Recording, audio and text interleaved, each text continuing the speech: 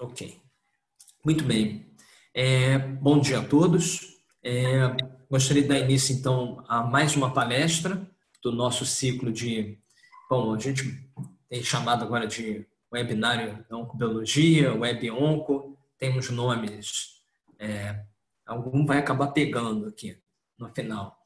Mas, bom, hoje, o nosso palestrante é o Dr. Daniel Tabaque.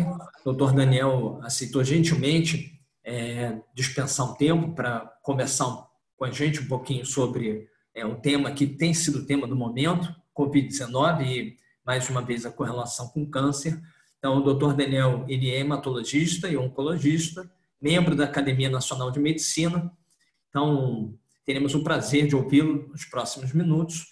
Eu, novamente, vou pedir que as pessoas silenciem os microfones ao longo da apresentação e, se houverem questões, no final, concentramos, então, as perguntas. Aí a gente pode fazer um formato mais aberto, abrir o vídeo, o microfone, ou quem não quiser colocar nos chats. Isso aí realmente não tem um formato muito formal, eu diria. Muito bem, doutor Daniel, bom dia, obrigado. Então, Robson, bom dia. Em primeiro lugar, meus agradecimentos aí por essa oportunidade. Como a gente estava conversando, eu tenho uma ligação muito próxima com o programa de oncobiologia. Eu, de fato, estive no momento em que ele foi concebido lá atrás pelo professor Marcos Moraes e pela professora Vivian Rumjanek, que eu tenho um carinho extremo. Tempos que foram muito queridos para mim, na época em que eu enfim, trabalhava lá no INCA e coordenava o Centro de Transplante de Medula Óssea lá do INCA. Então, nós participamos de vários projetos juntos e todos eles são muito queridos para mim, importantíssimos na minha história. Então, essa questão do Covid, a associação com câncer, na verdade, remonta a uma etapa bastante inicial da apresentação da pandemia e trouxe uma série de repercussões, como nós veremos ao longo da discussão. Então, os meus tópicos que eu pretendo abordar são, primeiro, qual o impacto do diagnóstico do câncer na evolução da COVID e alguns aspectos biológicos que impactam no manuseio, como que os testes são importantes no manuseio de portadores de câncer, quais e quando, como é que nós devemos abordar as diferentes neoplasias e qual o impacto após a pandemia. Quer dizer, qual vai ser a repercussão disso nos tempos que virão, quando eles vierem. Então, um dos aspectos mais importantes do processo, como ele se estabeleceu, foi essa evolução sistemática em fases, como elas se estabeleceram na evolução da infecção viral, em que inicialmente nós vimos um processo responsável pela proliferação do vírus no indivíduo, e à medida que o processo evoluía, nós vimos que a resposta, principalmente trazida por essa infecção, estava muito relacionada à resposta inflamatória no hospedeiro. E isso, de fato, é o principal responsável pela evolução desfavorável na maioria dos indivíduos. E quando os chineses inicialmente descreveram esse fato, eles descreveram que foi identificada uma prevalência nos pacientes de Covid significativa, principalmente naqueles pacientes que tinham uma evolução grave. E o que se viu é que, nesses primeiros 1.590 pacientes, apesar de se representar 1% desses pacientes, a mortalidade nesses pacientes com câncer era muito significativa, considerado com aqueles indivíduos que não apresentavam câncer. E isso chamou atenção, principalmente naqueles pacientes que necessitavam de suporte ventilatório, e vendo que, de fato, a prevalência de câncer nos pacientes com Covid era bem superior daqueles na população em geral. O número inicial de pacientes descritos foram só de 18 pacientes e, progressivamente, o número maior de pacientes foi sendo descrito. E o que se observou é que, de fato, com um número maior de pacientes, em que um número maior de patologias foram testadas, outros fatores de comorbidade passaram a ser identificados. Foram analisados, por exemplo, e nesses pacientes começaram a ser analisados o papel da quimioterapia, imunoterapia naqueles pacientes, principalmente porque havia uma preocupação diante do fato de que essa era uma doença em que o aspecto inflamatório era tão importante, como que tratamentos potencialmente que comprometem a imunidade poderiam repercutir nesses indivíduos. O que se viu é que nesses primeiros 28 pacientes, de fato, houve uma necessidade maior de ventilação mecânica nesses indivíduos, maior admissão em unidade de terapia intensiva. Essas foram análises desses pacientes, como foram tratados. É interessante que 50% desses pacientes receberam corticoides. Interessante, naquela época havia uma consideração do uso também de imunoglobulina venosa. E eles procuraram analisar essa relação nesse primeiro grupo em aqueles pacientes que receberam quimioterapia menos de 15 dias e menos de 30 dias. E o que eles viram era que naqueles indivíduos que receberam tratamento com menos de 14 dias, pelo menos nessa amostra pequena, de fato, a sobrevida desses indivíduos e a probabilidade de um evento mais grave nesses pacientes era maior, ou seja, essa curva é curiosa, quer dizer, aqueles pacientes que não apresentaram um evento grave eram aqueles pacientes que apresentavam um tratamento superior a 14 dias, enquanto que aqueles que apresentavam com menos 14 dias realmente não apresentaram fenômenos mais graves. Em Nova York, numa análise maior de pacientes, dados controvertidos continuam a aparecer. Por exemplo, naqueles pacientes mais idosos, a taxa de intubação foi maior naqueles pacientes com câncer, enquanto que, no entanto, a morte foi mais frequente nos indivíduos mais jovens, algo realmente curioso, mas esses foram os dados que foram interpretados ainda com um número relativamente pequeno de pacientes. Já agora, um grupo escocês publicou agora mais recentemente análise agora com mais de 800 pacientes. E, de fato, havia um certo equilíbrio em relação às comorbidades, uma distribuição de sexo talvez nesse grupo um pouquinho inferior, e a gente vai ver qual a importância disso do ponto de vista dos indivíduos de sexo masculino em relação ao sexo feminino. E esses viram de novo os pacientes em que a mortalidade associada naqueles pacientes que tinham câncer, seja naqueles pacientes com tumor primário ou tumor localmente avançado ou metastático, de fato, a diferença não foi significativa. Quando eles analisaram os fatores, de fato, em relação às 4 semanas que precederam o tratamento, a gente vê que o uso de quimioterapia ou não quimioterapia, o uso de hormônio ou não hormônio, imunoterapia, radioterapia, na verdade, nenhum desses fatores teve qualquer importância significativa do ponto de vista da evolução, e mesmo numa análise multivariada que foi corrigida para a idade, o sexo e as comorbidades desses pacientes.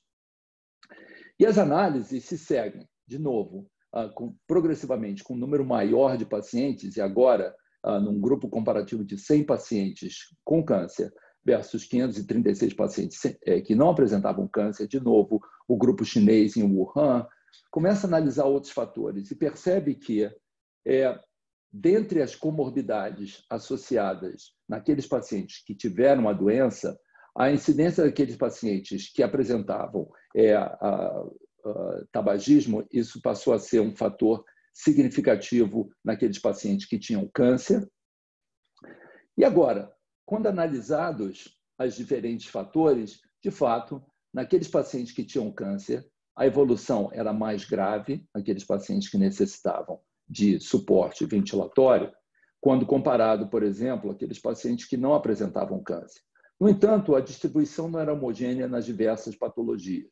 A gente vê, por exemplo, que os pacientes com câncer de pulmão e as patologias hematológicas tinham uma necessidade maior do que nas outras patologias. Agora, além disso, quando se viu a proporção de pacientes com eventos do ponto de vista da presença do câncer ou não câncer, de novo, os pacientes com câncer tinham uma incidência maior de eventos, mas, de novo, havia uma diferença significativa em diferentes patologias. De novo, aqui do ponto de vista gráfico, mais uma vez, os pacientes que tinham doença pulmonar e doença hematológica apresentavam uma evolução mais desfavorável. Evoluindo ainda um pouco mais, aqueles pacientes, de fato, que apresentavam metástases pulmonares, naqueles pacientes com câncer de pulmão, era significativamente maior, seja no câncer de pulmão ou outras neoplasias, quando comparadas a outros cânceres que não tinham neoplasias, que não tinham metástases pulmonares. Então, o que a gente vê é que, de fato, a presença de doença pulmonar parece ser um fator determinante. Os dados começam a ficar e ficam ainda mais complicados. Essa foi uma análise que foi publicada ontem, na verdade, preliminarmente, algumas semanas atrás, do grupo do Memorial. E aqui eles já incluíram mais de 400 pacientes nas diferentes idades, de novo, uma frequência significativa naqueles pacientes com mais de 50 anos. Eles analisaram agora um outro fator, que a gente agora reconhece como um outro fator de gravidade, no caso, por exemplo, a obesidade, aqueles com excesso de peso. A gente vê que nesses indivíduos a incidência da doença era maior. E, de novo, naqueles pacientes fumantes, parece haver uma incidência significativa.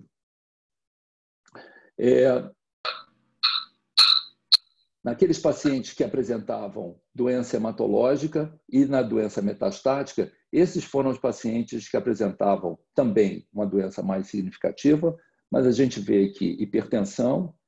E outro fator que eles começam a analisar de uma forma significativa é a presença de linfopenia e o uso de inibidores de checkpoint. E a gente vai relacionar isso com a questão da infecção viral a seguir. Mas, de qualquer maneira, é importante mencionar que esses inibidores de PD-1 traziam uma preocupação logo no início, exatamente por conta do seu papel potencializando a resposta anti-inflamatória ou a resposta imunológica e, de uma certa maneira, poderiam ser, essa era uma hipótese, que eles poderiam ser responsáveis por um aumento da toxicidade pulmonar nesses indivíduos. Na análise, na análise multivariada, então o que a gente vê é que alguns fatores começam a se sobressair, aqueles pacientes com câncer hematológico, mas principalmente aqueles pacientes com linfopenia crônica. O uso de corticoides parecem ser fatores importantes. Da mesma maneira, nessa análise, os inibidores de checkpoint continuam a ser um fator importante, mas a gente tem que lembrar que eram só 31 pacientes. Aparentemente, naqueles pacientes que tinham inibidores de checkpoint e doença pulmonar, essa diferença foi mais significativa, embora, do ponto de vista da análise, isso ficou do ponto de vista limiar. Então, esse equilíbrio realmente entre o uso de inibidores de checkpoint e câncer e as infecções virais, ela é delicada. Enfim, apenas só para a gente rememorar, exatamente essa relação e a ativação da célula T no controle da eliminação da célula tumoral é importante pelos inibidores de PDL1, exatamente retiram-se os freios e a capacidade do sistema imune de destruir essas células.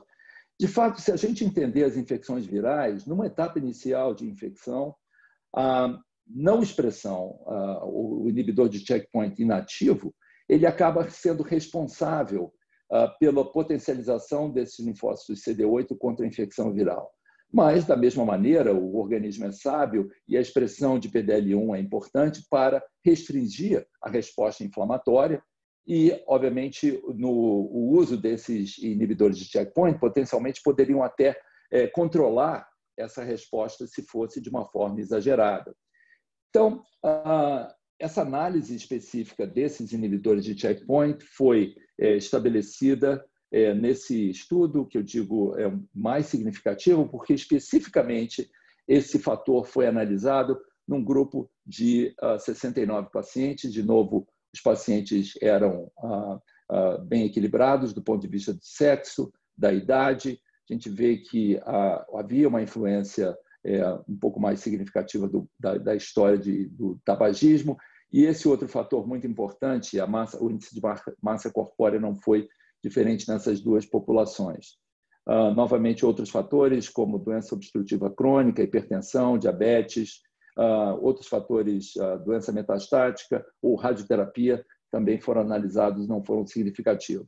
E aqui, de uma forma mais evidente, a gente vê que o uso prévio de inibidores de checkpoint não foi significativo do ponto de vista da hospitalização, da internação no CTI de intubação naqueles pacientes que faleceram. Ou seja, ao contrário do que nós poderíamos imaginar do ponto de vista de potencialização da resposta inflamatória, o uso desses inibidores de checkpoint não contribuíram significativamente para a evolução negativa desses pacientes. Isso tem implicações muito importantes, porque, como nós veremos, logo no início da pandemia e nos diversos serviços oncológicos, houve uma preocupação muito grande em relação ao uso dessas drogas e certamente muitos pacientes deixaram de receber, aumentaram esse intervalo, exatamente por conta dessa preocupação em relação ao uso dessas drogas no tratamento dos pacientes com neoplasias. Como a maioria dos pacientes são pacientes que apresentam câncer de pulmão, de fato isso se tornou mais liberal e atualmente essa preocupação deixou de existir, apesar de alguns detalhes da sua utilização, eu vou comentar mais para frente no final. Eu acho que essas controvérsias em relação ao uso dessas drogas, os inibidores de checkpoint, diz respeito exatamente à questão do processo e em que momento daquela evolução da doença, da infecção e do controle da infecção viral e do processo inflamatório, as drogas são utilizadas ou como que a doença evolui. E a gente, obviamente, não sabe exatamente, embora graficamente elas sejam representadas de uma forma bem estanque, nós podemos imaginar que elas não aconteçam e que em alguns momentos da evolução a gente ainda esteja acompanhando a proliferação viral, enquanto que a resposta inflamatória é mais ou menos evidente. Então, a gente vê outros fatores que nós sabemos ser importantes do ponto de vista do uso dos anti-PD1, e a gente vê que os níveis de interleucina 6 não foram diferentes, e nenhum desses fatores em relação ao uso dos inibidores foi diferente, seja a hospitalização, intubação, mortalidade, enfim, o tabagismo, daqueles que morreram, e de fato, o ato de fumar, ou seja, o dano pulmonar pré-existente, de fato foi o fator mais importante e mais uma vez, quando o uso de PDL1 foi ajustado para o tabagismo, isso não teve uma importância significativa.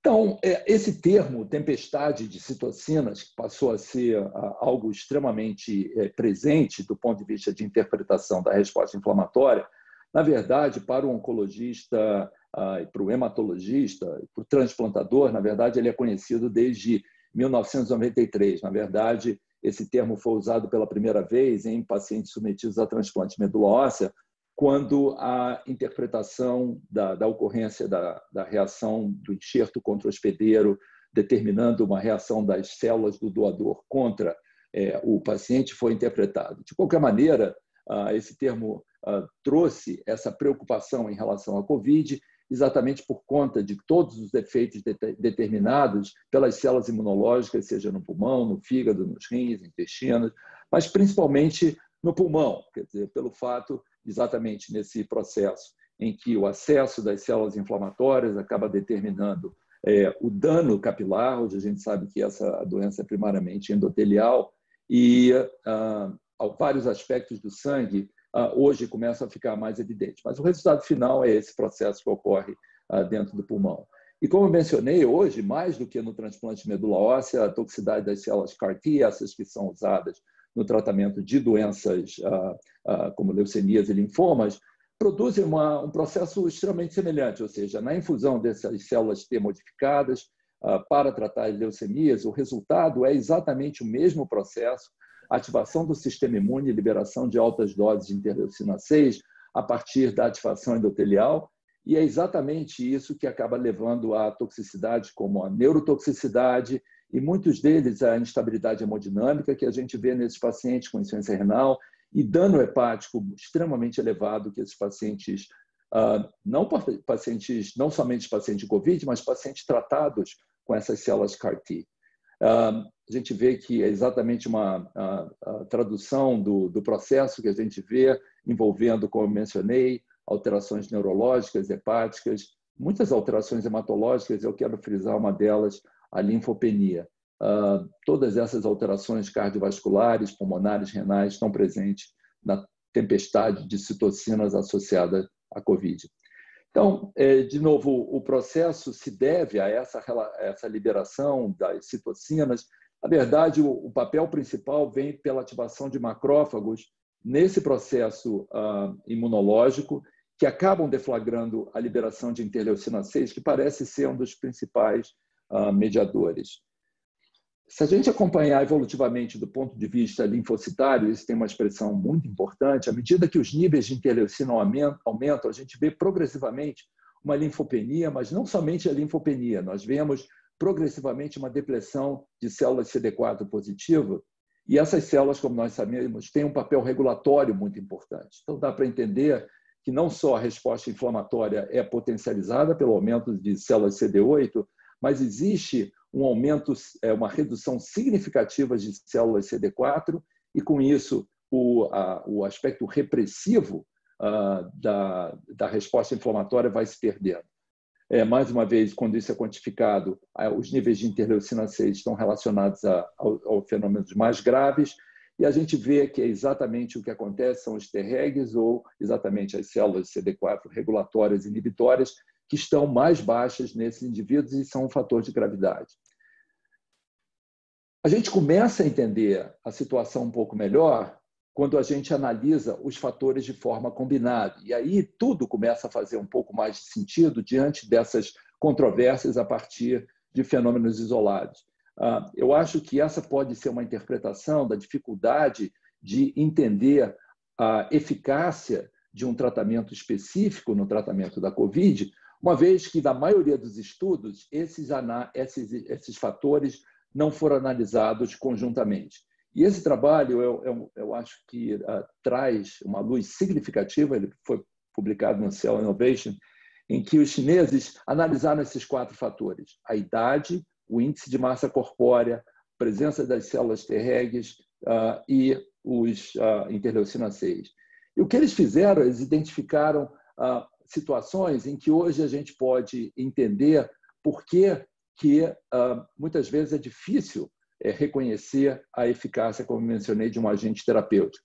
Então, se nós dividirmos, eles dividiram os pacientes por idade, massa corpórea, células T e níveis de interleucina 6. Então, a gente vê, por exemplo, se esse indivíduo preenche todos esses critérios, a taxa de mortalidade é quase absoluta. Quase todos esses pacientes vêm a falecer, aqui representado em vermelho, se, por exemplo, eles têm níveis de interleucina 6 extremamente elevados. Já aqueles pacientes mais jovens, que apresentam um índice de massa corpórea magra, que têm células CD4 positivas elevadas e que apresentam níveis baixos de interleucina 6, esses indivíduos são aqueles que têm uma taxa de recuperação bastante elevada. Então, dá para entender claramente se a minha população de pacientes tratados, seja ela com qualquer droga, preencher um número grande de pacientes nesse grupo, obviamente os resultados terapêuticos vão ser significativamente melhores. Então, eu acho que é exatamente tentando identificar esses grupos que nós podemos selecionar melhor ou interpretar melhor as terapêuticas. Mas a situação fica ainda um pouco mais complicada, mas eu diria que um pouco mais compreensível para o hematologista. E a gente vê o que acontece em mais alguns achados curiosos que a história vem nos apresentar. Os grupos sanguíneos são identificados como fatores importantes já há muitos anos nas infecções pelos outros coronavírus, agora pelo velho coronavírus. E quando isso foi interpretado, alguns anos atrás, pelos chineses, na primeira infecção pelo coronavírus, o que se viu é que aqueles pacientes que eram portadores do grupo sanguíneo A, esses indivíduos apresentavam uma taxa diferente de mortalidade quando comparado com aqueles pacientes do grupo AO, por exemplo, e grupo B e AB.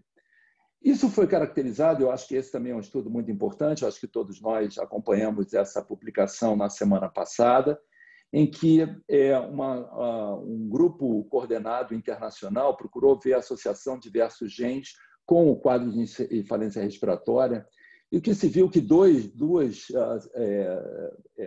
áreas de polimorfismo, seja no cromossoma 3 e no cromossoma 9, tinha uma correlação importante com a taxa de falência respiratória. E um deles, esse que eu só quero mencionar agora, 9Q34, é exatamente aquele que caracteriza a expressão do grupo sanguíneo A. E esses são indivíduos que apresentam uma taxa de insuficiência respiratória mais elevada.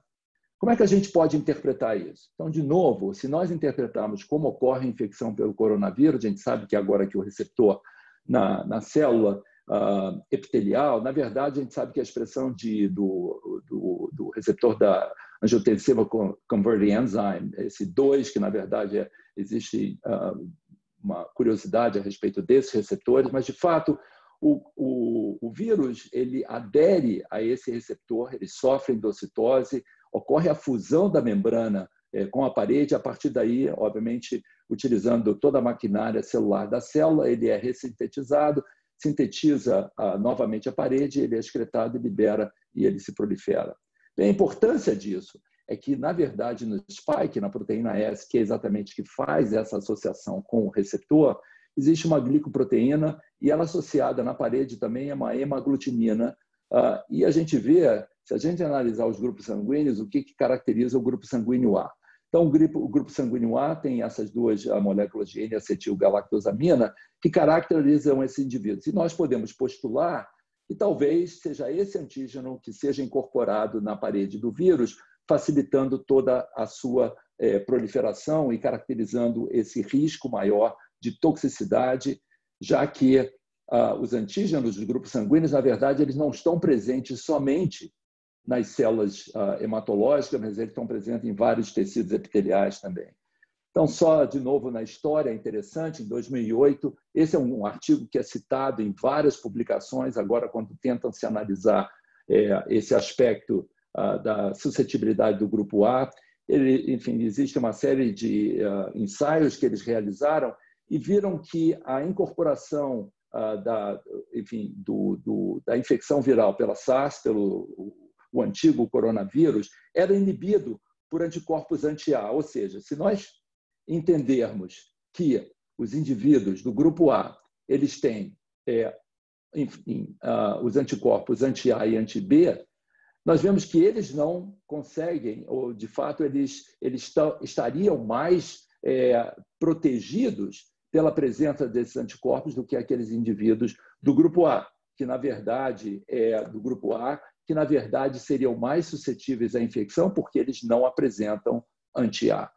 Então, mais uma vez, eu acho que somente essa colocação, ele é um professor de química que participou intensamente na Guerra Civil nos Estados Unidos, e ele estabelece isso. Eu acho que essas palavras de Benjamin Rush nunca foram mais presentes do que o que mais nós estamos vendo hoje são controvérsias, e é só dessa maneira de tentar interpretá-las que nós vamos caminhar claramente na identificação de muitas das respostas que nós procuramos em relação à biologia da interpretação da Covid e principalmente no acompanhamento de pacientes com câncer submetidos e que apresentam a infecção pelo vírus.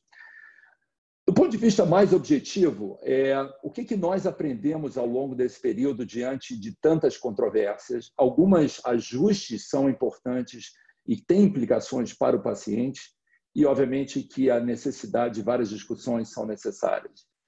Então, essa publicação que apareceu na Nature Medicine há algumas semanas atrás, ela é um excelente resumo em que os grupos europeus se reuniram para estabelecer algumas medidas de consenso no manuseio desses pacientes durante a pandemia.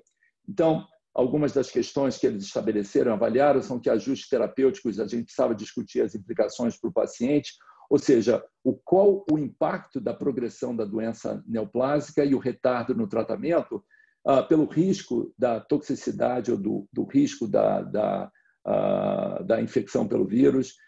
Eles enfatizaram a necessidade de discussões multidisciplinares nesse sentido. Alguns aspectos claros, quer dizer, é até curioso agora que a gente entende que talvez a dexametasona tenha um papel benéfico em alguns pacientes, talvez esse conceito agora mais recente também tenha que ser revisto, mas de qualquer maneira, essa foi uma das recomendações iniciais diante dos riscos que os corticosteroides e o bloqueio da resposta antiviral poderiam trazer, embora eles tenham esse papel também no controle da resposta anti-inflamatória. E esse eu acho que é um dos aspectos mais importantes, principalmente numa época que a gente vê, infelizmente, essa limitação nos recursos para o cuidado desses pacientes. Muitas vezes, pacientes com doença terminal, em cuidados em fim de vida, e mesmo diante do próprio diagnóstico do câncer e do tratamento paliativo, essas medidas de ressuscitação deveriam ser discutidas mais precocemente, de uma forma com cada paciente, diante da perspectiva deles poderem necessitar de medidas de ressuscitação, ventilação mecânica ou até mesmo de ressuscitação cardíaca. Obviamente, um problema adicional surgiu no acompanhamento desses pacientes, porque pacientes com Covid fazem febre, pacientes que fazem quimioterapia têm febre. Então, mais uma variável foi introduzida em pacientes que agora apresentam infiltrados pulmonares, que podem ser resultantes da infecção viral, além de se tratarem aspectos específicos do ponto de vista do seu tratamento. Então, a Sociedade Americana de Oncologia Clínica estabeleceu que, para aqueles pacientes que iam ser submetidos à quimioterapia e imunoterapia, que esses pacientes deveriam ser testados 48 a 72 horas antes e, obviamente, isso deveria ser sempre avaliado em ciclos subsequentes, um aspecto um pouco complicado numa época em que esses estudos demoravam algum tempo para serem realizados. Hoje, com essas técnicas mais atuais, o GeneXpert permite que o resultado saia em algumas horas, mas isso estava sendo usado como critério para definir o início de tratamento, né? Isso, de fato, era alocado principalmente naqueles pacientes hospitalizados e com sintomas, mas também era considerado uma necessidade em indivíduos antes de receber quimioterapia citotóxica em alta dose, como no caso do transplante, por exemplo, ou pacientes que iam receber imunoterapia, células CAR-T, como foi mencionado, ou pacientes que iam receber doses elevadas de corticoide. É claro que isso tem um problema, uma implicação muito séria. Então, essa discussão sobre testes é interminável e a gente vê isso claramente e quando nós conversamos com a população, existem muitas dúvidas a respeito disso, exatamente por conta do significado de cada um desses testes. Obviamente, a nossa preocupação maior é exatamente com esses indivíduos que são PCR positivo, porque eles são infectantes, eles têm potencial de proliferação viral. No entanto, a gente sabe que essa é a grande diferença da Covid. Esses pacientes são infectantes e a proliferação do vírus ocorre muito antes do aparecimento dos sintomas. Então, esses indivíduos potencialmente podem estar infectados. E se a gente imaginar que esses pacientes potencialmente podem ser tratados, a gente ainda tem uma variável adicional que 30% desses indivíduos apresentam PCR falsamente negativo. Então, exatamente o que isso representa para o indivíduo que vai iniciar um tratamento com câncer é exatamente um problema, e principalmente quando nós exigimos que esse teste seja feito antes de cada tratamento. A outra questão é sobre essa questão da detecção dos anticorpos. A gente sabe hoje mais claramente que a simples detecção do anticorpo não caracteriza a imunidade ao vírus. No entanto, muitos pacientes ainda, e na verdade na população em geral, utilizam esse critério como sendo uma situação em que eles estariam protegidos. E a gente vê que, de novo, existe uma superposição. A gente vê, por exemplo, que à medida que esses anticorpos são detectados, eles começam a aparecer a partir da segunda semana, o IgG aqui representado em verde, ainda existe uma superposição com a expressão do PCR. Ou seja, o vírus ainda está presente, o grau, essa discussão permanece interminável também sobre se as partículas virais nesse período ainda seriam infectantes. Potencialmente sim, e de fato, esses pacientes que apresentam anticorpo positivo potencialmente ainda poderiam estar infectados e, teoricamente, isso poderia interferir na evolução. Isso trouxe uma preocupação adicional, porque, por exemplo, principalmente nos centros em que o tratamento cirúrgico é contemplado. Então, na maioria dos hospitais, por exemplo, a detecção de um PCR positivo determina que o procedimento cirúrgico seja adiado inicialmente por 2 semanas. Muitos serviços ainda continuam fazendo isso e a gente sabe quais são as implicações disso no tratamento do paciente com câncer. Quer dizer, a modalidade cirúrgica frequentemente é a primeira estratégia no acompanhamento desses pacientes.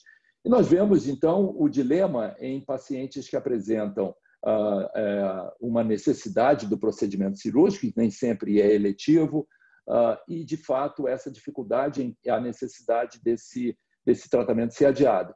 E, principalmente, ser adiado por 2 semanas, que é um critério, obviamente, muito empírico, porque a gente sabe que em 2 semanas esse paciente pode permanecer positivo.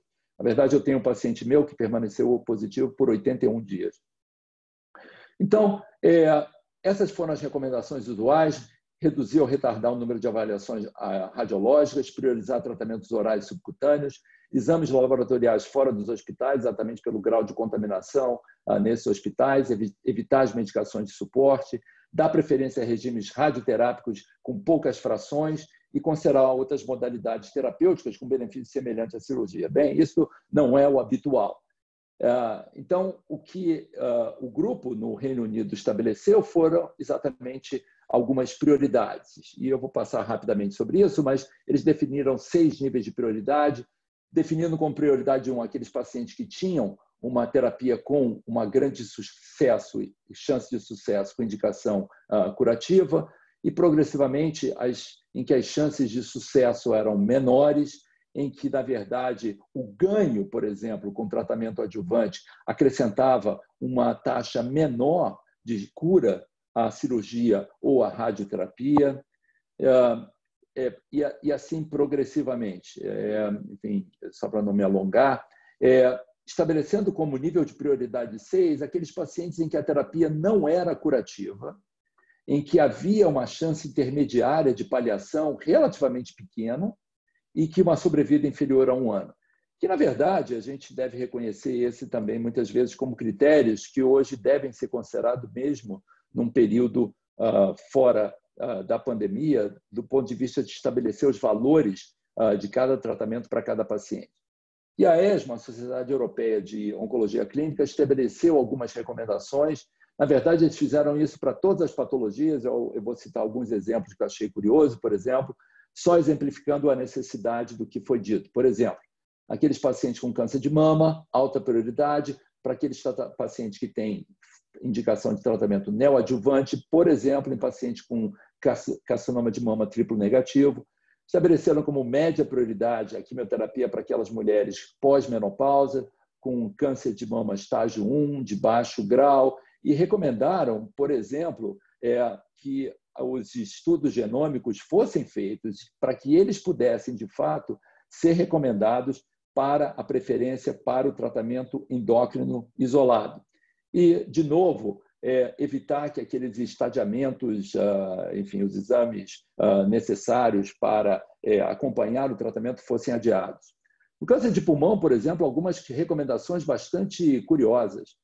Por exemplo, eles estabeleceram como prioridade estabelecer a quimioterapia, quimio e radioterapia concomitante para pacientes estágio 1 e 2, ou seja, adiando as cirurgias por um tempo no sentido de garantir o tratamento e retardar a necessidade cirúrgica, que frequentemente determinava a necessidade de hospitalização em centros de terapia intensiva. Por exemplo, eles definiram nesses pacientes que apresentavam a necessidade de tratamento adjuvante em estágio 2, esses pacientes eram considerados de média prioridade.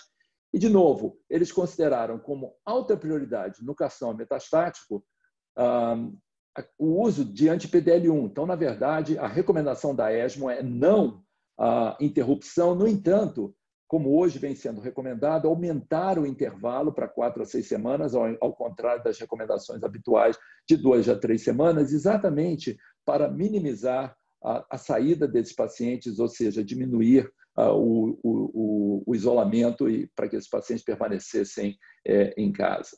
Deixa eu me adiantar aqui. Então, e outra questão do ponto de vista de baixa prioridade seria exatamente naqueles pacientes em que a manutenção com os imuno-oncológicos são utilizados,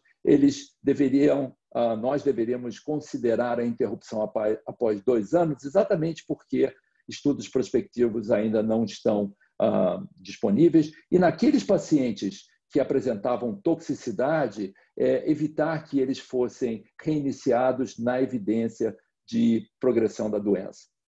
Do ponto de vista das doenças hematológicas, alguns aspectos importantes que não foram interrompidos, ou seja, não interromper procedimentos com a elevada chance de cura. O exemplo aqui, no caso, é o transplante em pacientes recidivados de linfoma difuso de grandes células. Não contraindicar o uso de células CAR-T. No paciente com mieloma múltiplo e que apresentavam doença de alto risco, o tratamento não deveria ser adiado. E também no transplante de medula óssea alogênico, com alguns cuidados. Quer dizer, porque aqui havia uma preocupação adicional não só com o paciente, mas também com o doador. Quer dizer, havia necessidade desse doador ser testado e retestado para que, obviamente, isso não representasse um risco para o paciente e que, se ele tivesse sido infectado, ele, obviamente, deveria aguardar um período adicional para a doação. E aqui outro aspecto curioso, quer dizer, se nós vamos retardar, a pergunta é se as células do doador deveriam ser criopreservadas, porque o doador pode ser infectado, infelizmente o doador pode não sobreviver a uma infecção mais grave pelo COVID e, obviamente, o coletor de células, aquele indivíduo que faz o processo de coleta pode estar infectado, o hemoterapeuta, e, da mesma maneira, a questão do transporte pode ser comprometida. Pasteur já havia nos ensinado sobre alguns aspectos do acaso, no que diz respeito ao preparo, estar preparado para observações ocasionais. E a COVID nos trouxe várias questões nesse sentido. Uma delas é a questão do manuseio dos pacientes, no caso, com leucemia linfóide crônica. Leucemia linfóide crônica, a gente sabe que é uma doença proliferativa crônica do tipo B, frequentemente associada à imunodeficiência. E muitos dos tratamentos podem comprometer ainda mais o sistema imunológico desses pacientes. Então, logo no início da pandemia, em abril, um grupo de experts se reuniu para definir como que isso seria abordado. E quando a gente vê, por exemplo, eles foram questionados sobre o uso de determinados tratamentos, a gente vê, por exemplo, que, do ponto de vista desses inibidores de BTK, por exemplo, havia dúvidas, por exemplo, somente 50% desses pacientes iriam manter as drogas, enquanto que alguns, quer dizer, vamos dizer assim, haviam considerado interromper o medicamento. Da mesma maneira, em pacientes que essa preocupação seria maior em pacientes internados, mas não submetidos à terapia intensiva. Ou seja, não havia exatamente um consenso em relação a qual o tipo de abordagem nesse paciente. E por que essa preocupação? Bom, esses inibidores de BTK inibem essa enzima, mas não apenas ela. Na verdade, existe uma seletividade variável em relação a essas drogas que regulam uma série de aspectos importantes para a proliferação e atividade de células B, principalmente nas células leucêmicas. Existe uma diferença entre o ibrutinib e o acalabrutinib. O ibrutinib ele é menos seletivo do que o acalabrutinib, e essa inibição nessa enzima ITK, que regula vários aspectos do controle das células B do ponto de vista das infecções, ela é inibida de uma forma mais evidente pelo ibrutinib versus acalabrutinib, que requer uma concentração muito mais elevada. E por essa razão, ela tem sido considerada exatamente como uma droga seletiva. O resultado desses tratamentos é bem conhecido e a gente vê vários estudos recentes que mostram uma sobrevida de progressão bastante livre de progressão, bastante significativa para esses inibidores de BTK. Bem, quer dizer, algumas semanas atrás, exatamente por conta de alguns outros efeitos ao acaso, inibidores foram considerados em pacientes com portadores da COVID, exatamente porque o acalabrutinib, porque ele também não apresenta efeitos tóxicos sobre o coração. A seu bloqueio pelo BTK, havia essa possibilidade de impedir essa síndrome tormentosa da tempestade de citocinas, exatamente pelo bloqueio de produção de uma série desses mediadores. E, de fato, 19 pacientes foram tratados pelo grupo da NIH, e essa foi a dose que foi utilizada por 10 a 14 dias. E a gente vê aqui representado o seguinte: esses são pacientes que apresentam uma necessidade de oxigênio maior no eixo vertical, e a gente vê que, à medida que essa droga é introduzida, o que acontece no dia zero, em vermelho, progressivamente, os marcadores inflamatórios caem rapidamente, à medida que ocorre um aumento da capacidade da PF e uma diminuição da necessidade de oxigênio desses pacientes, correlacionando com a queda dos marcadores inflamatórios. Aqui, mais uma vez, de uma forma gráfica, e a gente vê progressivamente que existe um aumento do número de linfócitos, seja naqueles indivíduos também que apresentavam a necessidade de ventilação mecânica, progressivamente uma queda dos níveis de interleucina 6, e principalmente esse efeito da atividade BTK em monócitos, que é a principal fonte de interleucina 6. A gente vê claramente que esse efeito é extremamente importante naqueles pacientes com a COVID tratados com BTK e com os inibidores de BTK, e a gente vê que claramente existe um bloqueio na produção de interleucina 6 e um bloqueio da atividade BTK nesses monócitos. Outra via interessante que a hematologia nos ensina é que muitas dessas citocinas são ativadas pela via JAK-STAT.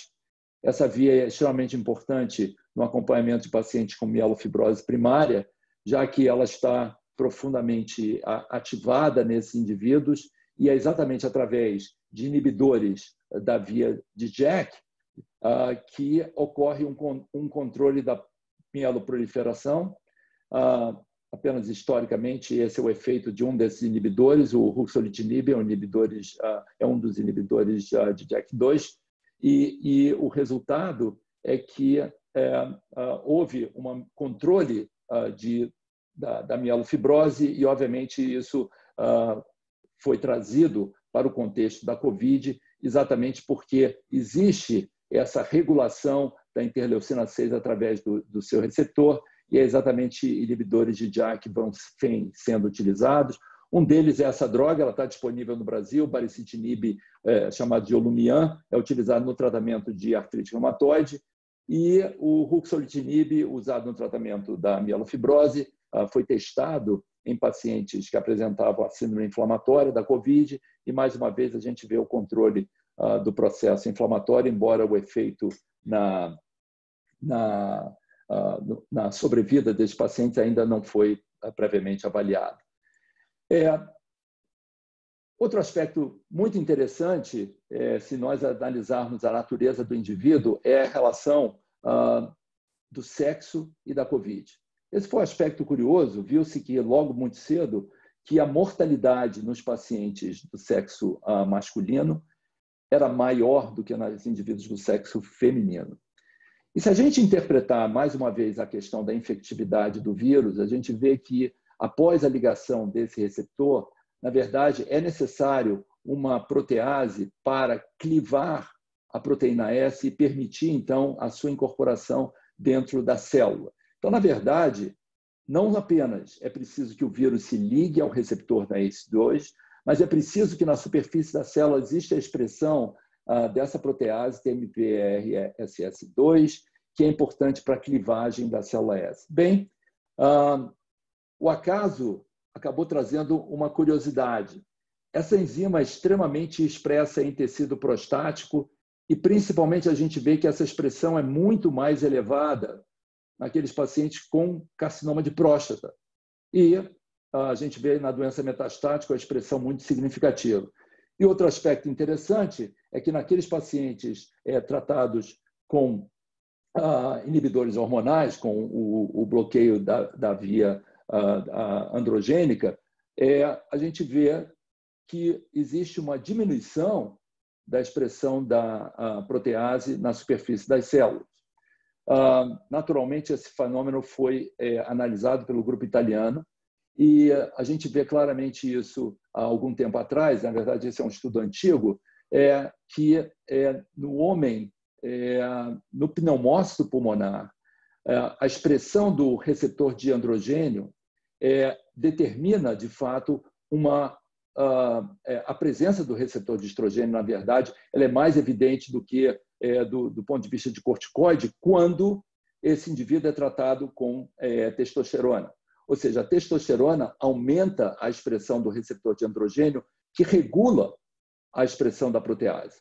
Ou seja, no pneumócito, a expressão da proteína é regulada pelo receptor de androgênio. Então, a gente pode entender, se ele for bloqueado, de alguma maneira, isso poderia ter um impacto na proliferação viral.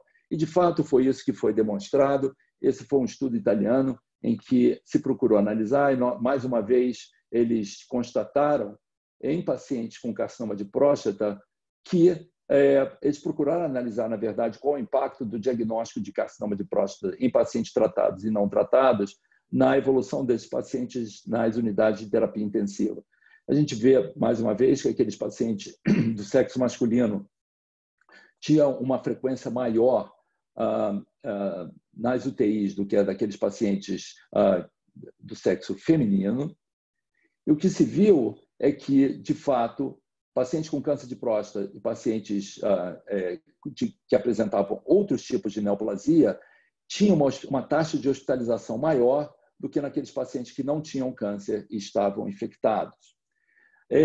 O que eles procuraram analisar, na verdade, é que o fator idade precisava ser excluída, porque nós sabemos que carcinoma de próstata é mais comum em pacientes mais idosos, mas essa diferença não foi significativa quando comparada com outros tipos de câncer, embora quando a síndrome mais grave era obviamente mais frequente nos pacientes que tinham câncer. Entretanto, esse é um fator muito interessante. Quando eles analisaram aqueles pacientes tratados com bloqueadores de androgênio, a gente vê que a taxa de ocupação das UTIs foi muito inferior, um hazard ratio aqui 4 vezes maior naqueles pacientes que não eram tratados com bloqueadores do receptor androgênio. Ou seja, os androgênios têm um aspecto muito significativo, aumentando potencialmente a expressão enzimática e, dessa maneira, facilitando a entrada viral e a maior gravidade naqueles pacientes com câncer de próstata que não estão sendo tratados com bloqueadores de androgênio. Toda essa pesquisa trouxe vários aspectos do conhecimento, mas trouxe também um problema presente para o futuro. Isso foi noticiado de uma forma dramática, de forma que os vários hospitais estavam notando um atraso nas cirurgias do câncer. A mortalidade, certamente associada por vírus, vai se estender, exatamente porque o efeito viral vai ter um impacto no cuidado do câncer. É isso basicamente o que aconteceu. Esse é um dado estatístico apresentado na Inglaterra. A gente vê o que acontecia em janeiro de 2020 e o que aconteceu em abril em relação àqueles pacientes que foram tratados de câncer progressivamente na época da Covid. A gente vê que esses números diminuíram significativamente. Naqueles pacientes que foram às consultas oncológicas, uma redução de mais de 50%. O número de operações rotineiras nesses pacientes caiu de uma forma muito dramática. E todos esses atendimentos diminuíram também de uma forma significativa.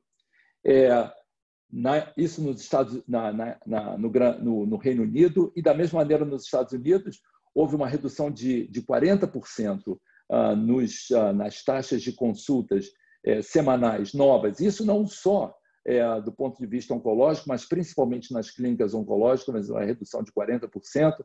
E aqui no Brasil também, o Dr. Paulo Hoff apresentou esses dados da Redditor em relação ao número de procedimentos diagnósticos que foram realizados e comparados com abril de 2019, comparados com abril de 2020, a gente vê que o número de procedimentos caiu de biópsias ou de peças cirúrgicas, as cirurgias caíram de uma forma muito, muito significativa esses pacientes, ou seja, os procedimentos foram diminuídos de uma forma dramática. Quase terminando, um aspecto do futuro. De fato, nós não sabemos de fato o que a gente pretende, o que a gente precisa saber. Então, o Dr. Norman Chapless é diretor do Instituto Nacional do Câncer americano, publicou na Science há 2 semanas atrás, esse modelo em que eles preveem um aumento do número de mortes somente associados ao câncer de colo e mama de mais de 10 mil mortes em excesso do ano de 2020 a 2030. Isso considerando que nós estamos falando somente apenas carcinoma de colo e reto, desde que nos próximos 6 meses, os serviços sejam restabelecidos a uma situação quase normal. Ou seja, nós vivemos dentro da oncologia um caos, e as palavras de Napoleão Bonaparte não poderiam ser mais apropriadas, descrevendo que no campo de batalha é uma cena de caos constante e que o vencedor vai ser aquele que controla não apenas o caos, não só o seu próprio caos, mas os seus inimigos. E eu acho que a Covid nos trouxe esses vários aspectos. De fato, ela nos trouxe uma situação caótica em vários aspectos, tanto do ponto de vista da ciência biológica, tanto do ponto de vista do manuseio direto dos nossos pacientes, tanto do ponto de vista político. E exatamente traz um desafio gigantesco para o futuro e que, na verdade, nós precisamos lidar com muitos dos instrumentos que ainda são limitados ainda hoje. E, finalizando, queria agradecer mais uma vez essa oportunidade e relembrar mais uma vez que todos nós somos muito gratos a todos aqueles profissionais de saúde, cientistas, que trabalham incessantemente para mitigar os efeitos da pandemia. Muito obrigado.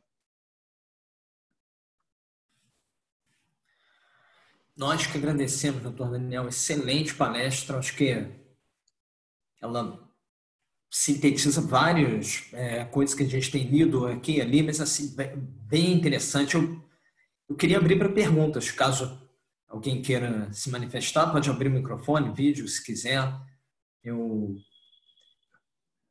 Bom, enquanto alguém, se quiser mandar no chat também. Eu vou tirar essa tela totalmente poluída aqui. Pode ficar à vontade, doutor Daniel. Mas, bom, o trabalho que faz aquele, vamos dizer assim, a conjunção dos diversos fatores é interessante, né? Porque alguns são inerentes ao paciente, assim, não tem o que ser feito. Idade, isso sem conjugar grupo sanguíneo, mas, na verdade, acaba que a tempestade de citocinas, aí mais focando no IL-6, se torna realmente um dos possíveis pontos de controle. Acho que... Pois não, termine, desculpe. Será que é possível? Assim, a gente não tem nem como. O controle efetivo de IL-6 diretamente é extremamente caro. Tem alguns trabalhos mostrando a utilização de antagonistas do receptor de IL-6 eficaz. Mas como é que fica isso em relação... Eu acho que vários aspectos que aconteceram nesse sentido diz respeito ao momento em que a droga é utilizada. Eu acho que o que nós precisamos são de fatores preditivos melhores. Então, talvez nós pudéssemos identificar um grupo de pacientes em que potencialmente algum desse inibidor pudesse ser utilizado, seja o ruxolitinib, seja o tocilizumab ou alguma estratégia específica. Obviamente, nós não podemos utilizar isso de uma forma ampla para todos os pacientes, mas, da mesma maneira, tentar identificar isso. Então, eu acho que, do ponto de vista biológico, a gente precisa caracterizar melhor esses pacientes. Um aspecto paralelo é a questão do plasma, por exemplo. Então, houve um interesse muito grande, inicialmente, em relação ao uso do plasma convalescente no tratamento desses pacientes. E os estudos iniciais eram estudos isolados, número pequeno de pacientes em que vários fatores não foram considerados. Os chineses publicaram essa primeira análise com 5 pacientes e trataram esse paciente numa fase mais crítica da doença.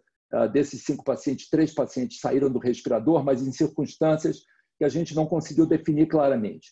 Houve um efeito claro na redução do plasma na produção de interleucina 6, e um dos aspectos claros que foi considerado foi, será que o efeito principal do plasma estava relacionado ao título de anticorpos neutralizantes, o efeito do plasma, reproduzindo, de fato, o efeito antiviral. Então, a ideia, na verdade, era de tentar trazer isso para uma etapa inicial, mais inicial do tratamento. Há algumas semanas atrás foi produzido, os chineses, de novo, produziram e publicaram o primeiro estudo prospectivo randomizado, em que eles incluíram em cada grupo tratado e não tratado cerca de 50 pacientes. E, infelizmente, na verdade, não foi definido um efeito positivo do plasma. De novo, porque eu acho que nós precisamos clarear alguns efeitos importantes. Por exemplo, no caso da precocidade, isso não foi definido claramente.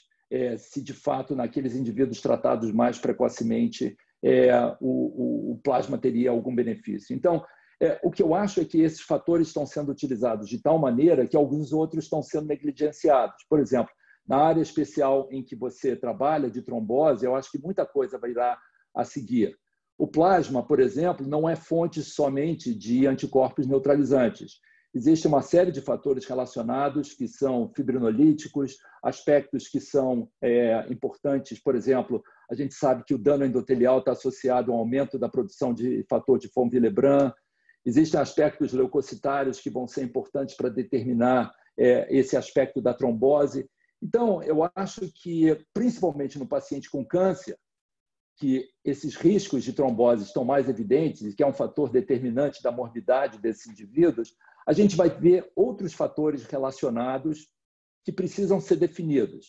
Então, por isso que eu acho que muitas vezes algumas das medidas são algumas super simplificações. A gente viu, por exemplo, essa grande divulgação do uso da dexametasona como marcador anti-inflamatório e como o uso precoce em doses baixas acaba reduzindo a mortalidade. Na verdade, se a gente analisar o estudo foi publicado na semana passada, a gente vê que esses fatores não foram considerados.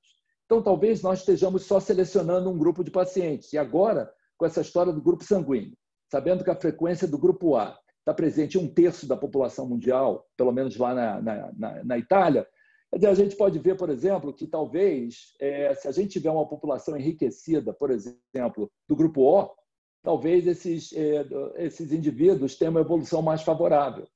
Então, eu acho que existem muitos fatores. É só curioso e, mais uma vez, eu acho que o ganho da análise biológica vai ser maior em várias outras áreas. Então, é importante que todas as especialidades estejam envolvidas para definir qual a melhor estratégia no manuseio da COVID.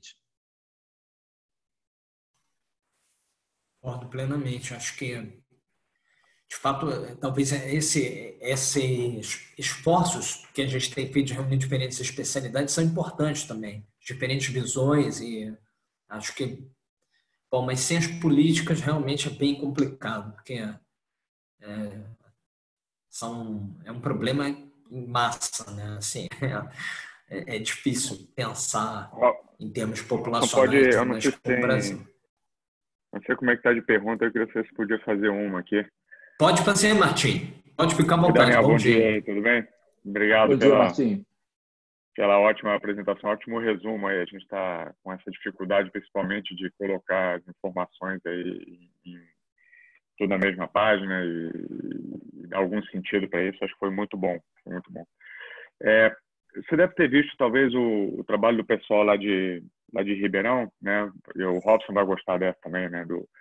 Da liberação de ativação de neutrófilos e liberação de redes de DNA, né? Com possível mecanismo de amplificação. Isso em sepsis está bem definido e na COVID agora para os pacientes graves também, né? E para esse tipo de vertente o pessoal propõe muito o uso de DNase, né? Tem algumas evidências que possam ser interessantes. Eu queria a tua opinião aí, o que você acha? Se isso do ponto de vista terapêutico é uma abordagem que seria factível e viável da gente testar, enfim, o que você tem visto nesse sentido?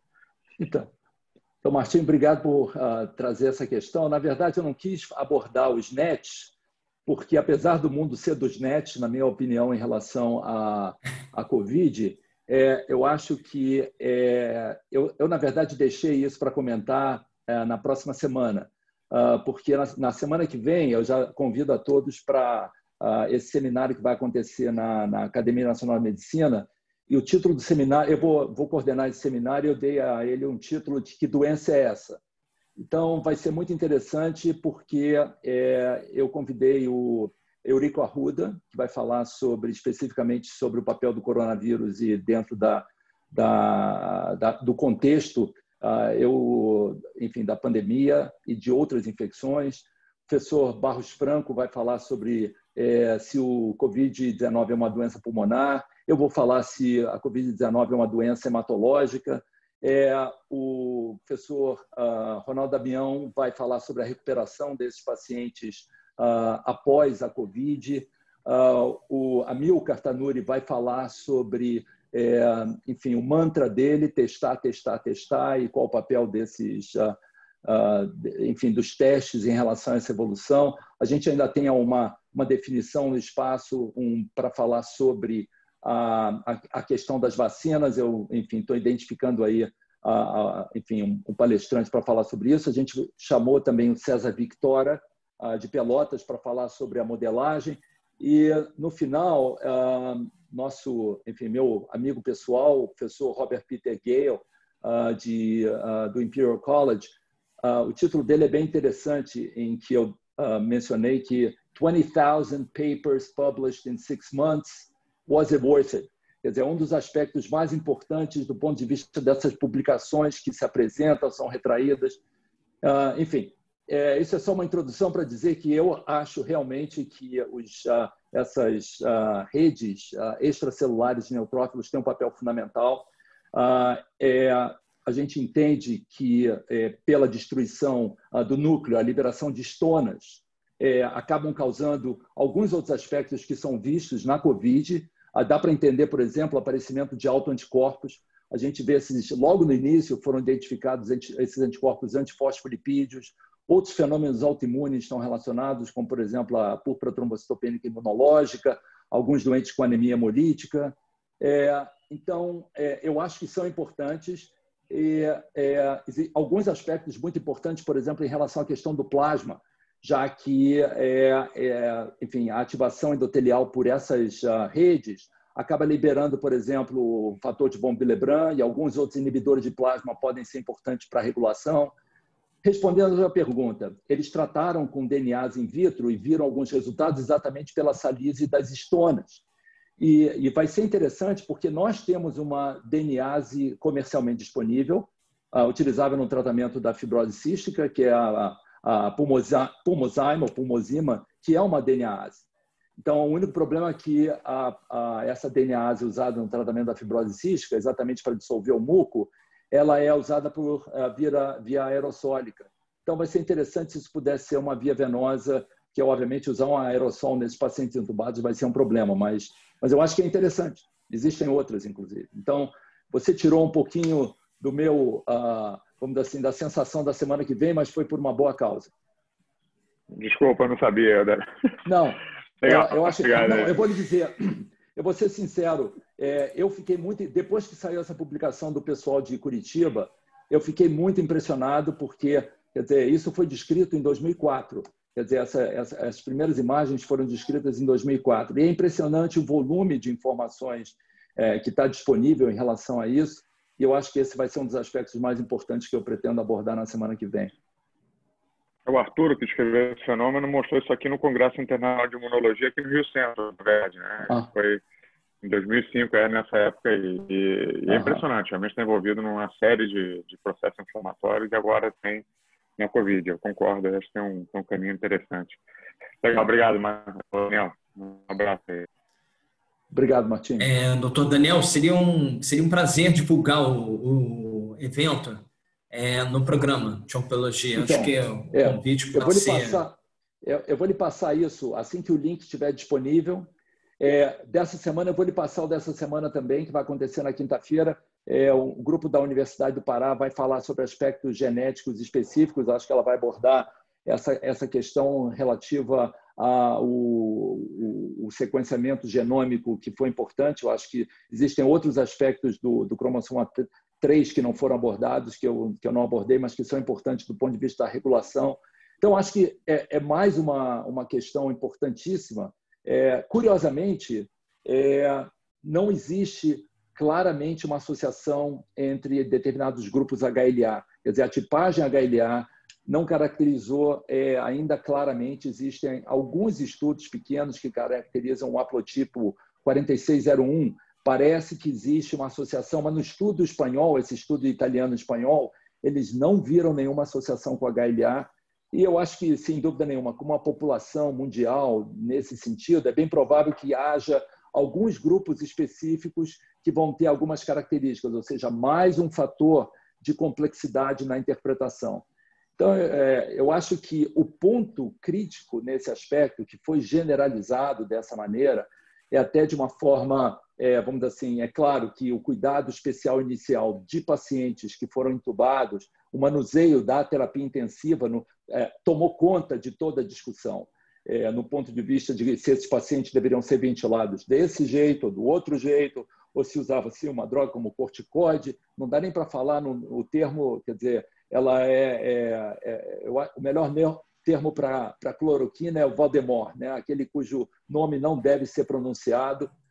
Eu acho que, enfim, grande parte da discussão tomou tempo com medidas que, obviamente, têm uma dificuldade grande de interpretar, exatamente por conta da variabilidade desses pacientes. Então, eu acho que esse vai ser o papel mais importante de selecionar, enquanto a gente aguarda, obviamente, a identificação da vacina. E também, claro, quem são aqueles indivíduos que vão ter uma resposta adequada, né?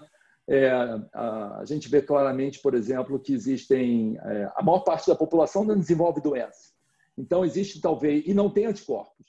Então, exatamente quais são os mecanismos pelos quais esses indivíduos... A imunidade celular vai ser um fator importantíssimo para determinar essa evolução, e até como interpretar esses resultados do ponto de vista da vacina. Então, eu acho que existe, enfim, várias questões que são relevantes e que vão, enfim, impactar significativamente na nossa evolução. Impactem positivamente em breve também, né? Melhor entendimento.